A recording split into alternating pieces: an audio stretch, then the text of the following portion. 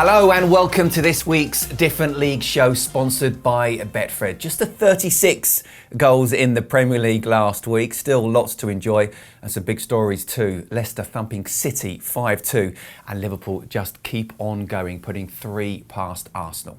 Alongside Mark Langdon and myself this week, delighted to say we have the Scottish Cafu, aka Alan Hutton. It's a fantastic nickname. I wonder if in South America Cafu's called the Brazilian Hutton. What do you think? Oh, I wonder. It's something we'd need to ask him, but yeah, great nickname. Enjoyed it. I do remember as well covering that goal for Aston Villa against Birmingham in the derby where you ran about 300 yards with the ball. It was a fantastic finish. Yeah, I don't get tired of seeing it, I must admit, and every fan I bump into always reminds me of it, so great moments. It's something I can look back on and really enjoy. Definitely. He's only watched it 5,676 times. Let's start with the week's talking points. And Mark, VAR and the new handball rule. Now, everybody's had their say. It certainly played a big part in game week 3. You can certainly ask Roy Hodgson, Jose Mourinho, even Steve Bruce. The Premier League had a meeting and they've relaxed it, but they haven't relaxed it completely, have they? They haven't, no. I mean, first of all, I think most people expected this 12 months ago when, because after the World Cup and there was a Champions League final, there was controversial handball in that as well. There was a lot of sort of talk that it would come in. The Premier League held back. They were then told that they have to follow the new directive. They've since again sort of checked back on that one and want to at least make it, I suppose, a bit fairer. But what it does mean, it still is the Eric Dier one against Newcastle would still be considered handball, which feels a bit strange. What do you think? I personally think it's a nonsense. Me obviously being a defender, your arms have to go somewhere, and I think the Eric Dier one, he's not even looking at the ball. So how can you give a penalty for that? I think the referees have to look at it and use common sense when it comes to certain decisions. So I really think they need to look at it again and try and come up with some sort of better idea. How difficult is it to be a defender right now? It's got worse. Part of me thinks I'm glad that I don't have to go out there and defend, because you need your arms, you need it for balance, especially when you're up against, say, a tricky winger. He's trying to take you down the line and you have to switch direction. Your arms are going to naturally come out from your body a certain amount. So there has to be a leeway for that, I think, and I think refs have to take that into consideration, like I'm saying. Definitely. One of the other things to talk about as well, and I mean, we talk about difficult defender, difficult for Eric Dier last night as well, having to nip off to the toilet with 12 minutes to go. Ever had that before? Ever seen that before? It's the first time I've ever seen it. I've got nothing to tell you in terms of past people having to do it in my teams or anything. I've never seen it, but I just presume that he had maybe an upset stomach and it was just nature was calling and he had to go at that moment. So first for everything, I think. Sometimes when you have to go, you simply have to go. Now, Mourinho said it was down to the fixture list. He also said no human should ever have to go through that. What did he mean by that? Being chased in the dressing room by Jose Mourinho? It was a very quick and swift turnaround. I'm not sure that there would have been such a laughing matter, though, had Chelsea converted that chance that they had while Dier was off the pitch. But all's well that ends well. Yeah, Jose Mourinho chased him down, isn't he? He said he was having Maybe he meant that. I couldn't believe how quick he was. Yeah, fantastic. And I do believe he did wash his hands. Anyway, let's move swiftly on, shall we? Preview all the weekend's games in the Premier League. So let's look at the first one up, Chelsea against Crystal Palace.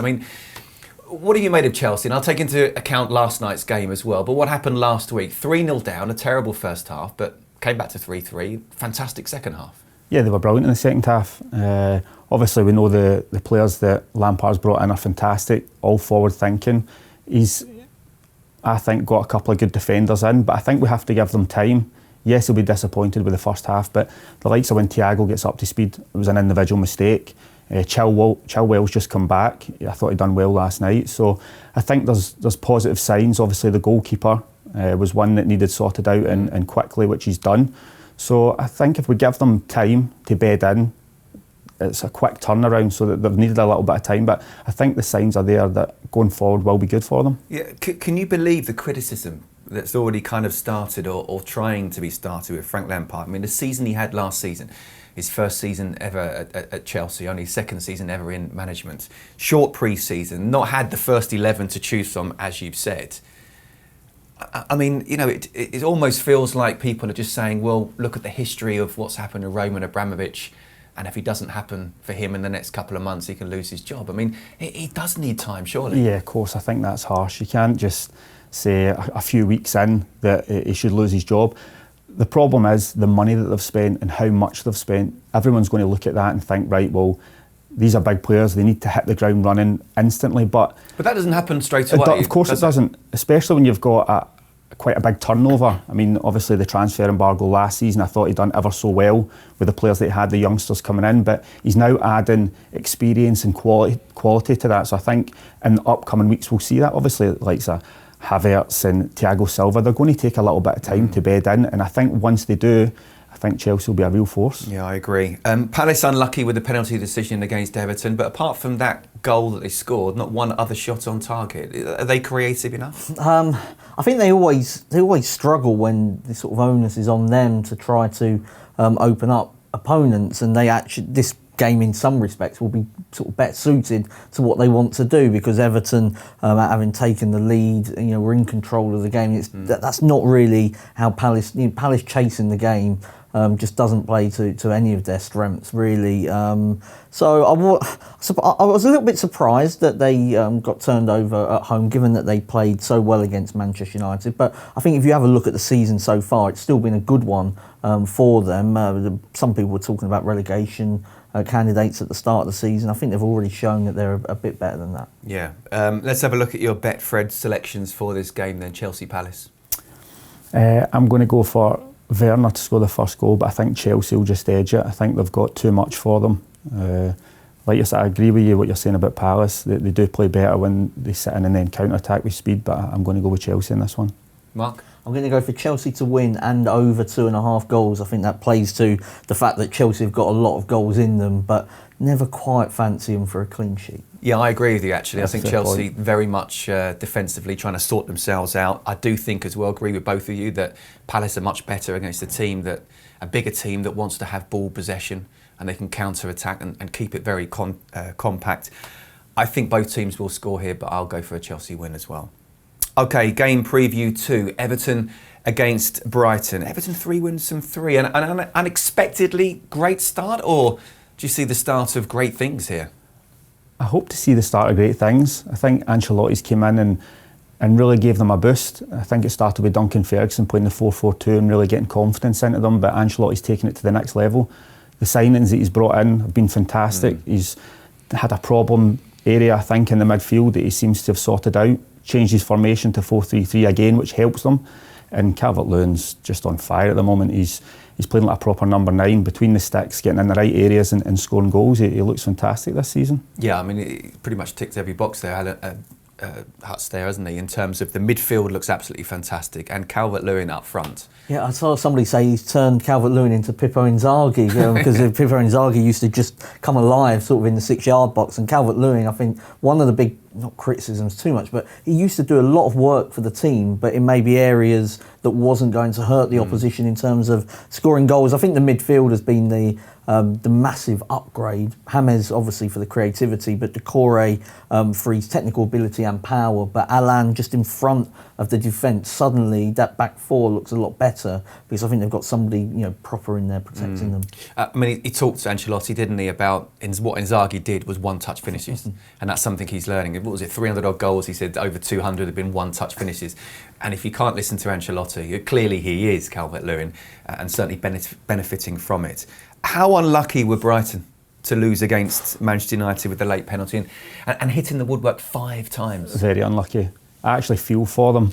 I think this season that they've started well. They're playing the 3 at the back. I think Ben White coming in has been excellent. Tariq Lamptey has been a revelation. Right wing back. Some player in Chelsea must be raging that they've let him go, but they're really unlucky. Like you're saying, they've hit the woodwork so many times. Obviously the penalty incident in the last, 7 minutes into extra time. Yeah. It's a tough one to take, but I think they'll be fine this season. I think they'll do well, and again, they were unlucky. Yeah, I was slightly concerned at the start of the season, but I think watching them so far, they've been absolutely fantastic. The work Graham Potter's doing as well. Yeah, I mean, we saw it a little bit sort of, from the outside with Worcestersons when they got in sort of the Europa League and they played Arsenal. You could see even then when he was playing, he had basically minnows. They still sort of went toe to toe with Arsenal, and then of course the football that he played at Swansea stood out really. That he was somebody that could make that next step, and Brighton had totally committed to him and gave him a really long contract. And I think from when he took over from Hutton to now, they're both, in terms of league position, there wasn't much difference, but I think you can see the progression that he's making just in terms of the process looks a lot better, I think. Okay, your Betfred selection for this game? It's one I thought was quite difficult, but I'm going to go for an Everton win in this case. Probably I'm going to go 2-0, I think. Are you? Calvert-Lewin. See, I look at Everton and I think they've had a fantastic start. They've got lots of confidence. Can they keep this going? And I have been really surprised by Brighton as well. I think the value bet here is a draw and a score draw. And there's goals between these two as well. 23 so far in the 6 games combined. I think that my concern will be for Brighton that they've played well, but when they've come up against 2 sort of strong teams, they've conceded 3 goals on both occasions despite playing well, and that might be an issue for them. That's why I'm going for an Everton win. Okay. Game preview 3, Leeds versus City. What a game this could be. I mean, it's a difficult one to call, isn't it? And what do you make of Guardiola's side losing to Leicester by 5? Something he's never done before as a manager. Look, I think, first of all, we need to look at it. It was 3 individual errors also. Again, defensively, there's some worries there. They've obviously brought in Ruben Diaz, which looks a good acquisition, I think. But it's about just getting the right blend. Getting the individual errors out of the team is a must, but I still think they're very strong going forward. Do you worry in terms of the title, which is obviously something that they're going for? Do you worry about the sort of defensive issues and frailties? Or do you think Ruben Diaz? There's a lot of pressure on him now, isn't there? Oh, massive pressure. I mean, it's just been signed for 60 million, and we all know that it's defensively that they've struggled. So of course there's going to be pressure. He's coming into one of the biggest teams in England, so there's always going to be pressure there. But if they can sort that out, get rid of some of the individual errors, I think they can obviously be a force. I think they'll still struggle to win the league, but it should be a good game. It's one I'm really looking forward to. For Leeds, good win at Bramall Lane, wasn't it? A different type your man Meslier, you mentioned him right at the start of the season. I did. I mean, a fantastic save in the first half from Lundstrom. I felt Leeds deserved to win, even though it came late. They had 9 shots on target away from home, which is that's a good effort at Sheffield United. Sheffield United probably created the superior chances, but it was another good performance really from Leeds. It was. Meslier has to keep on asking if he can on the evenings if he can get out of school. I mean, he does look about 14, doesn't he? But he's a really good goalkeeper, and Patrick Bamford keeps on scoring. Yeah, he's enjoying the Premier League now. It was one of those ones before they came up. I was thinking, I think they need another number 9. I wasn't so sure if he would cut it at that level, but fair play to him. He's proved a lot of people wrong, and he started off really well. Yeah, I still think they do need another number 9. I like him a lot. He's had a lot of criticism, certainly in the Championship, which I covered a lot of games. 16 goals I think he got. He could easily have got another 10, 15 on top of that. At the moment, he's got to make the most of it, but I still wonder. We'll see how Rodrigo comes in. What do you think? Betfred prediction here? Both teams to score, but Man City win. I've gone exactly the same here as well. I've no idea. The only thing you're guaranteed here is goals between these two, isn't it? Because both of them just love to attack, and obviously the Pep Bielsa thing as well. I mean, Pep credits Bielsa with kind of the philosophy. Him and Johan Cruyff probably the two that have, I suppose, just educated Pep on football and sort of how he wants the teams to play. So there's a lot of respect between the two. I do wonder sometimes when games like that, whether they don't always. You're not going to say 0-0. No, they don't. No, I'm not. I'm going for a Man City to win and both teams to score. I think a bit like all of us. But it always makes me slightly nervous when everybody thinks it's going to be an absolute humdinger. But correct score-wise, it could be like a 3-2 or a 4-2, something like that. 26 goals in just 5 games combined between these two, and I have gone for 3-2 City just. So I'm hoping it will live up to its billing. Game preview 4 now. Newcastle against Burnley. This could be something different, to be fair, couldn't it? VAR drama as Newcastle grabbed that last minute or late penalty to snatch a point at Spurs, but they really should have been 3, 4, 5, 6 down by then, shouldn't they? Oh, easily. I think Spurs in the first half were well on top, and they should have went in at half-time, as you're saying, 3-4 up. So I love Steve Bruce to bits. As a guy, as a manager, I think his signings have come in, are really good signings. He's transitioning, I think, from a formation that he was used to last season and trying to change it a little bit. It's going to take a bit of time, but I think they were very lucky. I think the penalty was their only shot on target. Yeah. So there's a lot of work to be done, I think. What's he like as a manager? He's brilliant. Not just on the pitch. He's very quickly susses out the players that need a rollicking, needs an arm round them. He looks after his staff. He gets everybody pulling in the one direction. Someone that I really look up to and really respect and forever will. So yeah, great guy. Yeah, I've not heard anyone say one bad thing about him, and obviously what he did as a player as well, incredible. Great first day win at West Ham, but they have looked very average since, haven't they? Yeah, I mean, as Alan was saying, the only shot on target they scored at Spurs. Actually, at West Ham they scored with their only 2 shots on target as well. So 3 shots on target, 3 goals. They'll be quite pleased, I think, to have 4 points on the board given that.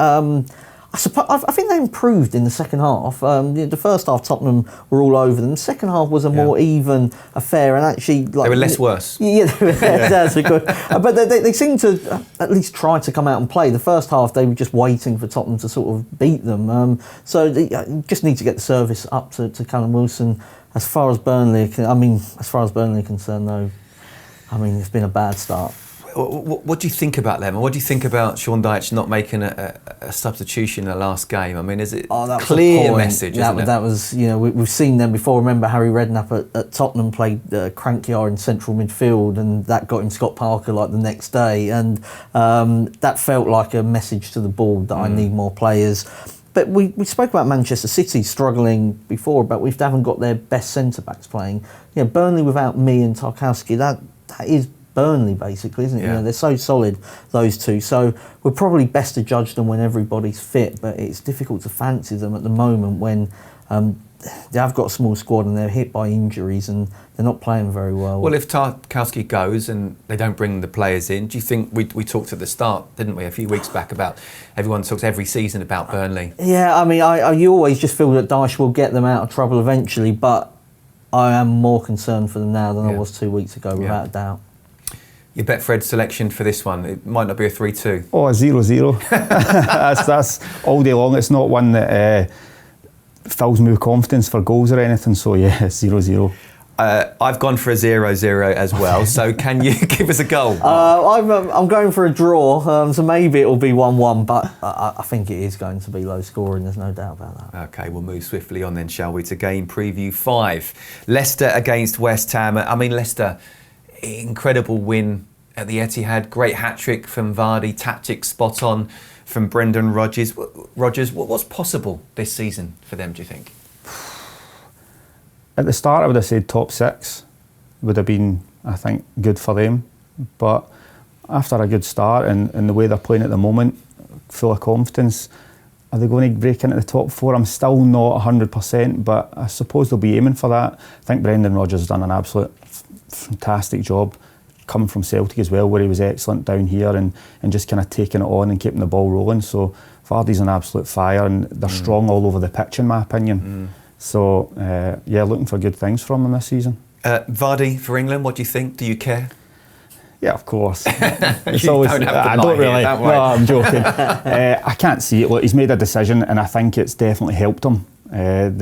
Obviously, the international breaks gives him a chance to kind of recharge, if you like. And obviously, he's not getting any younger. And the funny thing is, I think he's getting better. Yeah. As he's getting older, he's obviously looking after himself and doing the right things. So I think he'll stay out the England setup, if I'm honest. Yeah, I think he probably will. He's resting.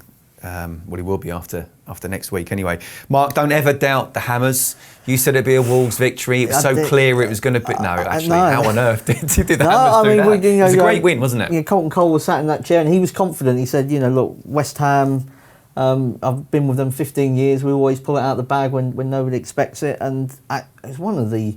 In recent years, I think it was one of the West Ham's most complete performances, actually. They completely dominated, what was and probably still is a solid and strong Wolves outfit. They were just the better team by a long way. The defence looked solid. The midfield, I think, benefited a little bit from not having Noble in it, because just meant that Souček and Rice were in there together and they could get other players elsewhere on the pitch. And then the front three looked really dangerous, and Antonio, who I thought had made a bit of a quiet start to the season, sort of back to being that really awkward player and running the channels. And Bowen, I think you would have seen a lot of him at Hull. Yeah. He was ready for the Premier League, and he's going to be a big player for him. Surprised no one actually sort of took the plunge early. I think it was about the money, and West Ham were sort of desperate last season, which is why they ended up paying what perhaps Premier League clubs didn't want to pay. But he's scoring. Was Spurs not interested in him at one stage? Perhaps so, but they probably only bid 6 or 7 million like they did with Jack Grealish a couple of years ago. I've said West Ham would win one of these tough games. I actually said Spurs, so that might still happen as well. But look, and again, I'm doing this every week about the difficult games that West Ham have got. Leicester, Spurs, Man City and Liverpool up next. Yeah, do you know what? They're just so inconsistent. Like the performance the other day was fantastic, and then they could go against Leicester and just be the total opposite. I think that's what the problem is, the inconsistency. So that run of fixtures is unbelievable. It's horrendous. A great text after that Wolves game. I think I sent it to you, didn't I? David Moyes, stay at home. Yes. Save West Ham. Yeah, that's unbelievable, honestly. Very harsh on David. Okay, let's get your Betfred selections for this game. I'm going to go Vardy to score, Leicester to win. Okay. I've got a great win for West Ham, even better though for Leicester. So I can't see anything other than a Leicester win, as much as I'd love the Hammers to do it. I'm going to go against you here. I'm going to go for West Ham or draw double chance. So West Ham not to lose the game. I just thought when Evans went off and Prayat went off, even Vardy went off with a slight knock. Indeed, he's already out. Just wonder about that strength in depth for the Leicester squad. And also, I think Man City Leicester are made to play Man City because they leave that space for Vardy, and I think that West Ham will be a lot more compact, so this might not be as easy for them. Okay, we shall see what happens there. Game preview 6, Southampton against West Brom. Important win for Southampton last week, wasn't it? The first win of the season after getting hammered by Spurs. Conceding 5, could have been 8 that game, couldn't it? Yeah, it could have been. Disappointing for them to get beaten that way, but good reaction. I think obviously the way Ings is playing at the moment, desperate to obviously get in the England squad as well. He's scoring the goals obviously against Spurs as well and the other day. So he's telling Jamie Vardy not to be just leave it. We don't need you back. I'm here. It's fine. So yeah, it's I think they've got.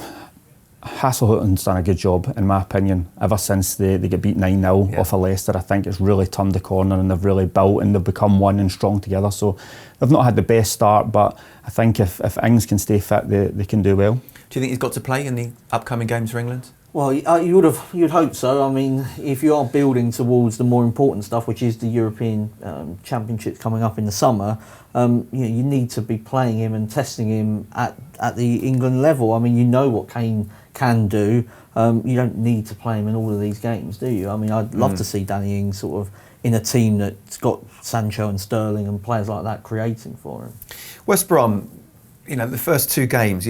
How do you look back at that Chelsea game? Do you say, well, we did really well in the first half to score 3 goals, or do you say, do you know what, we're 3-0 up, how can we not see how to win? Because they're certainly going to lose more than they win this season. Yeah, do you know, I think this is the difference between the Championship and the Premiership.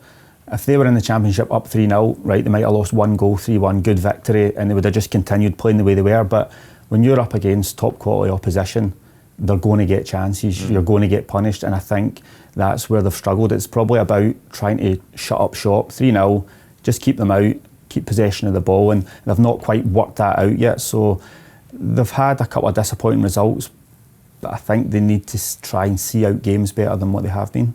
I think this is a big game for Albion after what's happened so far. Again, to try and turn it around, not one of the big teams, but Southampton can be difficult to play against, but they've also shown frailties and vulnerabilities as well. I think they need to get at least a draw out of this, but what do you think? What's your Betfred selection here? I think it'll be a draw, but a score draw. I think both teams will score on the day.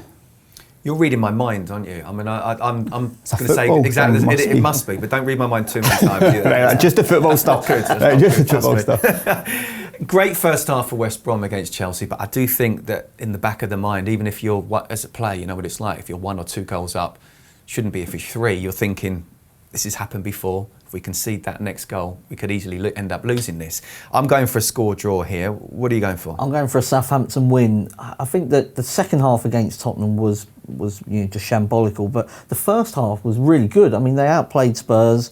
They've then got the win at Burnley, and just that West Brom defence. I mean, to keep on conceding at least 3 goals a game, just it isn't good enough. It's relegation material, isn't it? Absolutely. If they keep on doing that. Game preview 7. Arsenal against Sheffield United. Mikel Arteta upbeat after the Liverpool game. Right to be so or not? I'm in the middle here. I totally see what he's doing. He's trying to create a new culture, the passing from the back. I think against a team like Liverpool with a high press and they're aggressive with it, to be giving it to your centre half in your own 6-yard box is a little bit. Do you know what I mean? There's a time to play and a time to play up. It's almost the like pitch. it was a training session, wasn't it? That happens regularly. They must have practiced it a lot, but to do it in a game situation, they haven't got fans, which would have made it even more nervy. But it was almost like, really? Yeah, but I just think at some point you've got to do something. Yeah, different. part of me though thinks fair play to him. This is his philosophy. This is how he wants to play, and he's sticking to it. They will get better at it. Are they good enough? Not at the moment, I don't think. I think if they bring in a couple, for me, it's the midfield situation. If you're playing from the back and you've got really good, confident midfielders, and you play it into the midfield and they bounce it out, or they can play the pass, then you can get out the press. I think that's where they're maybe lacking at the moment. How would you, I don't quite know what the word is, look forward to or dread up against that Liverpool front 3? I'd be panicking a little bit in the back of my mind. I wouldn't want anybody to know. I wouldn't want anybody to know, but they're so aggressive with their press. They're setting traps. They're wanting the goalkeeper to play it to the full-back, and then that's their trigger to go, and they go hard. Full-backs are pushing up. Everybody's more or less in your half. So you really need to be confident on the ball to try and get through them. Yeah. Sheffield United, 3 defeats from 3, but the performances I've seen, I know what you're saying about the Leeds game. I thought Sheffield United actually played well. They don't look mentally, whereas other clubs you can say do, that they're going to be down there, but clearly they have to get the results at some point. Yeah, I mean, I don't mean, it doesn't feel like a sort of disastrous start, even though it's obviously not one they would have liked to have happened. I think the injury to O'Connell's a big one. I mean, he was an influential player for them in the EFL and also in the Premier League. They've lost Henderson, who did win them a significant amount of points last season. And Ramsdale, I think he's sort of average Premier League goalkeeper, but Henderson is somebody that's probably going to go on and play for Manchester United, probably play for England as well. So, what about their attack as well? Are they clinical enough? No, but they weren't last season, really. I mean, they just share the goals around and just hope for like 5 and 6 from lots of different areas. And I actually think that Burke's done okay since he's gone in there. And they were down to 10 men at Aston Villa for a long spell, and they missed a penalty. They probably could have got something against Leeds. Wolves game, it was out of their sight really inside 10 minutes. So I wouldn't be tipping them for relegation just yet. No, I agree. Betfred selections for this game? Arsenal win. I'm going to go for 2-0. Mark? I'm going to go for a draw half-time, Arsenal full-time. I think Sheffield United, good enough defensively to just hold Arsenal out for a while, but not the whole game. I've gone exactly the same as well. I think it will be tough for them to break them down, but I think eventually they will. So an Arsenal win, but it will be tough. Okay, game preview 8, Wolves against Fulham. It was a poor performance from Wolves, wasn't it? After Semedo joining, and you're thinking, wow, this is some signing, isn't it? Yeah. What did you make of them against the Hammers? It was really poor, if I'm honest. I think obviously Semedo coming in, I was sitting to myself thinking it shows you where Wolves are going, the direction they're buying players from Barcelona. I thought the first half against Man City they were terrible, and in the second half they had 4 or 5 opportunities, real good opportunities to get back into it that they missed. I just think we're seeing. They look tired to me. They've had such a long season last season, and it's really telling into this season. So they're going to have to really try and figure something out and try and get that work rate back into them that we've seen last season. But it's going to be difficult. What did you make of the Fulham chairman Tony Khan apologising on Twitter and Scott Parker coming out and saying it hasn't helped? Well, it doesn't, does it? No. I mean, it undermines the manager. I mean, you only had to look at the game to realise that it wasn't good enough, and it's up to Scott Parker to kind of represent the dressing room, not sort of someone above him, or because it makes his position look weak, and I think he's come out, and actually the fact that he didn't accept it, and I think was a good thing from Scott Parker's point of view. Because he didn't have to come out publicly, did he? He could have just said, well, that's the chairman's views. Could you imagine being a defender and reading that? I was going to ask as well, because Tony Khan has said it's almost 4 centre-backs they've tried to sign. If you're a centre-back at Fulham now, what would you be thinking? We obviously know they're leaking goals right, left and centre, but if you're out there trying your best week in, week out, there's a problem. But I think it's the whole team. It's not just the back four that causes goals, it's the whole team. So if I was sitting there reading that, I'd be saying, well, I'm out there giving my best, and the owner of the club is coming for me saying they've tried to sign 4 other people in front of me. It's like, it's going to do them no good at all. I mean, just playing devil's advocate here, can you understand where perhaps Tony Khan is coming from in terms of what happened a couple of seasons ago? They spent over £100 million. They don't want to go down that route again, but it looks like with him now coming out and saying what he said on Twitter, they're going to have to, aren't they? They're going to have to splash the cash. I totally understand. They spent a lot of money and went straight back down. There was obviously the same thing could have happened to Villa last season, but look what they've done now. They've added quality over quantity. I think that's what they should be doing. They should say, right, this is a problem situation, centre-backs, between them, go and sort it out, pick out who you want and go and buy them. Don't make it public to everybody and the players, and it's going to get worse. Yeah, it will get worse. Okay, Betfred selections for this game? I can't see Fulham doing anything. I'm going for a Wolves win. Yeah, I would imagine Nuno Espirito Santo, who I think is a Champions League manager, and I've said this before, will have worked them all week and made sure that any deficiencies, watch videos and everything. I can imagine them coming out the traps and being very good. The Wolves front three, they've got Adama and things like that on song against that defence. Yeah, against that defence, I can't see anything other than the Wolves win, probably to nil, but scoring at least a couple of goals. Yeah. I'm going for Jimenez to score first, basically for that reason, that the centre-backs and the whole defensive unit lacks confidence, lacks sort of Premier League quality, and also is the penalty taker. So, I think you want penalty takers on your side at the moment. I'm going to mention him a little bit later on. Game preview 9, good game on paper this anyway, Manchester United against Spurs. Now we're speaking after Spurs got very lucky in the Carabao Cup against Chelsea. No reaction there at all. When you're on the winning side, you can just... oh, right, Jose, okay. But haven't played the Europa League game yet. And look, I mean, both sides had very differing VAR decisions last weekend, didn't they? Yeah, of course. But we've spoken about the VAR and the handball decisions. I think it's a nonsense. So, how much in terms of this game, then, will the fixture list play a part? Look, I think they've both got decent squads. Mourinho spoke about how he was going to have to play such a weakened squad last night, and did he? Not really, in my opinion. Yes, they've got a huge game tomorrow, that they'll have the stronger team out, but I think he's focused on that and the league, so I think both teams will still be very strong.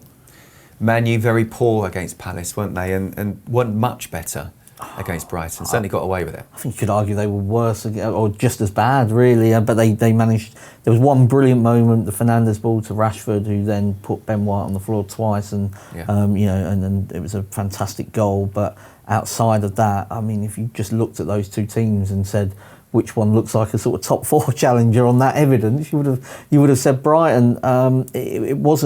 It wasn't good enough. I'm sure Solskjaer knows it wasn't good enough. And a bit like what Alan was saying earlier on about Wolves and Man City have struggled as well. I do wonder if these teams that have gone deep into the European competitions come back late, whether it's fitness, whether it's planning, preparation or whatever, they don't seem to be quite at it at the moment. I had Harry Kane as my fantasy player pick last week because I thought he would fill his boots against Newcastle. He could have got at least a hat-trick. I mean, there are positives to take from the performance from Spurs. There are negatives, I think, more so for Manchester United.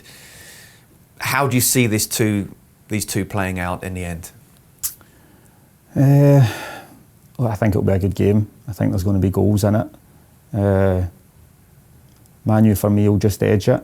I think they've got, obviously, difficult games coming up, but it's a game that I'm really looking forward to, and them going against each other. So, Betfred selection, United? Yeah, but I'm going to go for both teams to score.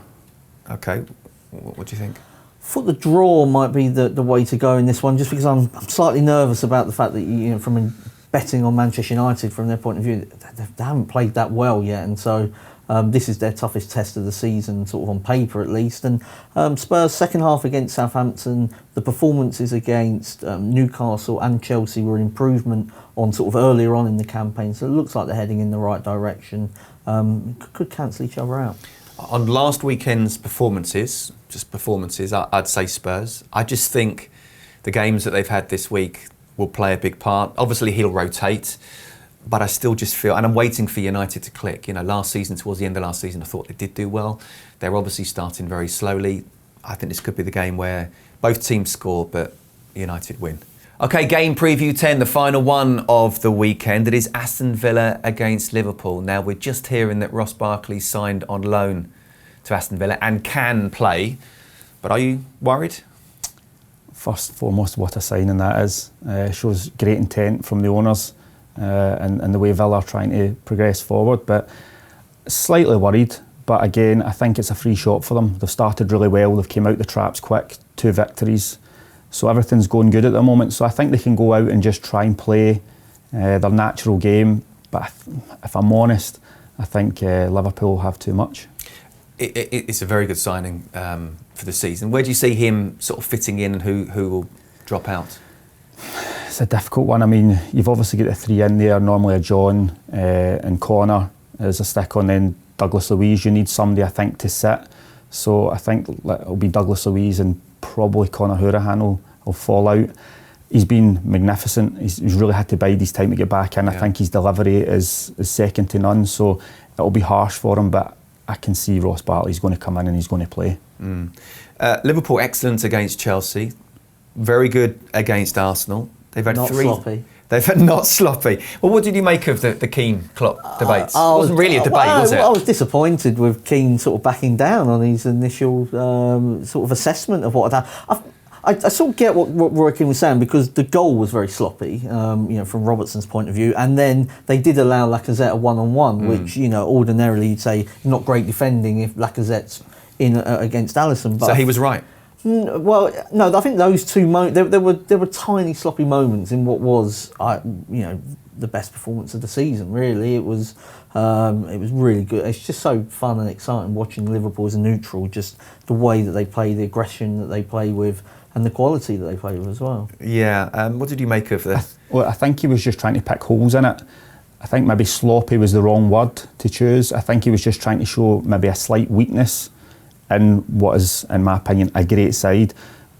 They press so high, the fullbacks are so high. What we said about the midfielders, if you've got a confident midfielder to turn and break the press, you can have chances in behind the fullbacks. I think that's what he was kind of getting at with the chances that were created. But I mean, it's such a small thing and such an amazing team. Do you know, it's difficult to just break through them. You have to pick points, especially if you're one of you on TV or radio or whatever, but also too if you're the opposition manager. So yeah, exactly.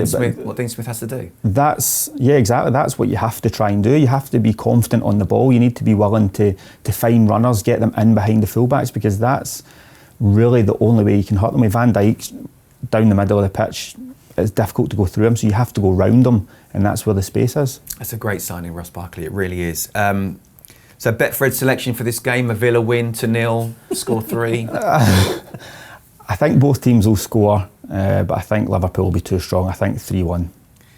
Mark? I was going 3-1 was my prediction as well. Actually, Villa have played quite well against Liverpool. They at Villa Park last season, it was 2 really late goals, and at Anfield, I thought they were the better team for a long way in that game before eventually falling short. So I don't think it'll be a walkover game, but Liverpool just playing with such quality at the moment. I think it's going to be close in the first half, but I can see Liverpool just stepping it up in the second and winning by a couple. Okay, the best fantasy football picks this weekend, where each of us pick a player that we think will be absolutely on fire. Who have you gone for? I've went for Calvert-Lewin. Even though Brighton are doing really well, I think the 3 at the back, him up against one of the centre halves with the 2 wide boys, he could create chances for him, and I think he will score again.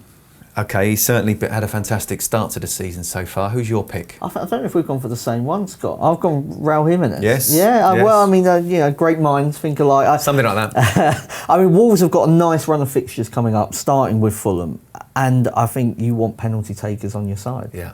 I think there'll be a reaction from Wolves. I think they're up against a team who, as it stands, will be relegated. So I think at the moment, and already their confidence seems low. So for me, I think Raul Jimenez, I'm going to go for as well. Okay, team treble. Hopefully we've not gone for the same here. I don't think anyone's picked my one here. We picked one team that we think will win this weekend. Who have you gone for? I've went Arsenal. I just think at home, obviously Sheffield haven't won yet. It's a difficult place to go. I always found it really tough going there to play. Why? I don't know. Because they always just passed you off the pitch. You just couldn't get close to them, especially obviously in the Wenger days. It was just really, really difficult. You just knew you were in kind of for a hiding, if I'm honest. So they're trying to get back to that, playing out from the back way. And at home, I can only see one winner. Yeah. What do you think? I'm going for Hull to beat Plymouth in League One. I mean, obviously Hull had an absolute disaster last season where they were mid-table, sold Bowen and Grosicki, then just complete free fall, ended up being relegated. But if you actually have a look at their team, they're in League One now, and it's a really good League One team. They've started well. Plymouth, there were two divisions between these two last year. Plymouth were in League Two. Ryan Lowe, I like it the way his teams play their football, but they've conceded a lot of shots already. I just feel like Hull should be sort of top six this season in League One. Okay, I've actually gone League One as well this weekend. My old club, Charlton. Signing some players. I think they'll have the bounce of a new owner. Fingers crossed that this would be the right one, because they've certainly had issues over the recent years. Thought they were unlucky against Lincoln. That should have won. I think Lee Bowyer, fantastic job that he's doing. Somehow he's managed to keep them going. And the signings, as you say, I thought Sunderland were fortunate to beat Peterborough. Peterborough were the better side, but they got the decision, the penalty in the end. So I'm going for Charlton to beat Sunderland. I'm hearing it's 10-1, the team treble.